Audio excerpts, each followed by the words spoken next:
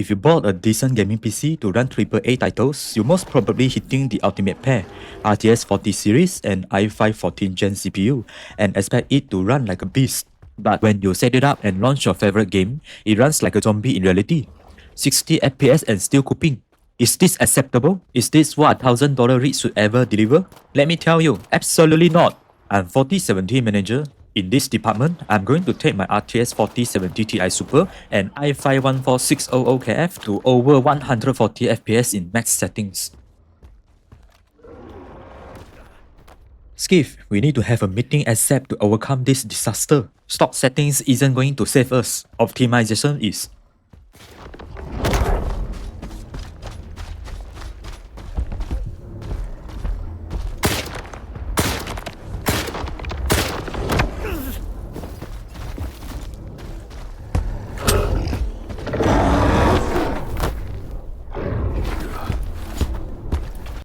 As you can see, I'm obsessed with graphic fidelity.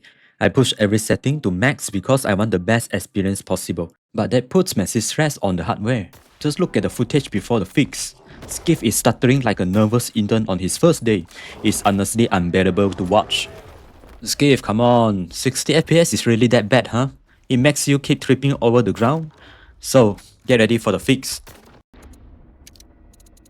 In game setting, turn up scaling method to DLSS Frame Generation on, and go to Nvidia app toggle Super Resolution mode to balance for the best of both worlds, a great balance between high graphic and high FPS. Next, go to Model Preset, toggle Super Resolution to Preset K. It is best for quality and balance settings, offering clean and stable image with minimal artifacts. Lastly, toggle Frame Generation to Preset A. I am not using DLSS 4.5 Preset L and M, at least for now, and at least for 1440p resolution, because those presets cause obvious visual artifacts like shimmering and boiling effect on my game. We are not sacrificing visuals here. We are optimizing the hardware efficiency. And why is it recommended to use preset A in frame generation? I will explain this later in the video.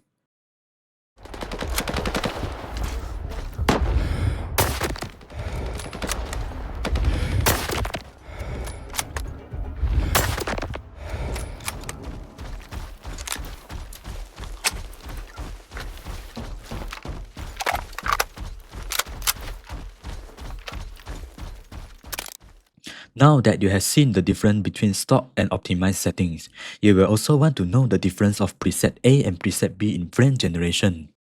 In a heavily CPU-bound open-world game like Stalker 2, using preset B in frame generation can directly tank your 1% lows and introduce noticeable stutters, even if your average FPS looks completely fine. With preset A, your 1% lows might drop to a 110 to 80 FPS. But with preset B, it might drop further into the 100 to 70 FPS range, which is 10 to 20% worsen. Why does this happen? Stalker 2 runs on Unreal Engine 5, which is heavily CPU bound. When you use preset B, the game can't just hand off raw frame data to the GPU. The CPU has to actively separate the game's UI and HDU layers to provide that extra HUD-less depth buffer to the DLSS. Because your engine is already redlining trying to keep up with UE5 background streaming, throwing even a minor asset separation task at it can delay frame presentation just enough to cause a sudden spike in frame times. That exact millisecond delay is what translates into the drop of your 1% lows. By the way, the UI and HUD issue in Stalker 2 is minimal. The visual artifacts that preset B is designed to fix are not noticeable. To me, it is non-existent. So, using preset A is the smarter choice. Now, when do we use preset B then? I found this when I did some digging on internet. In games that natively support preset B, like Hogwarts Legacy, the engine is fully optimized for it, making it look and feel incredibly smooth. In games that do not natively support it, where users try to force preset B globally through the driver, many report experiencing sudden, intermittent frame hitching and micro-stutters that disappear completely the moment they switch back to preset A. So guys, do you see now? Every gamer like you and myself know the pain of wanting max settings.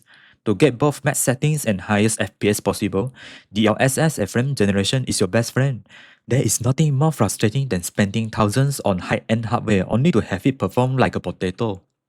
Wait, where does this Chimera come from? Did I sign up for one-on-one arena with Chimera?